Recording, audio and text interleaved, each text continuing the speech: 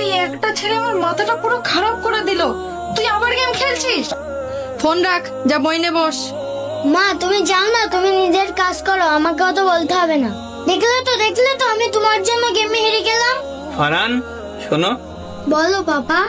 Phone রাখো, যাও বই নিয়ে বসো। পাপা এই ফোন খারাপ, ল্যাগ খায়, আমাকে একটা নতুন আইফোন কিনে দেবে। তুমি দেখেছো দিন দিন ওর চাহিদা বেড়েই যাচ্ছে। তুমি চুপ করো। বেয়াদব ছেলে, তুই আমার মুখে মুখে তর্ক করছিস।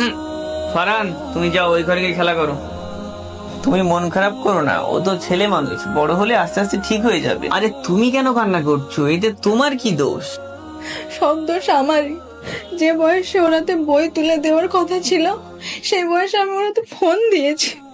ও ছোটবেলায় ভাত খেতে চাইতো না, আমি ওকে ফোন দেখিয়ে দেখিয়ে ভাত খাওয়াতাম।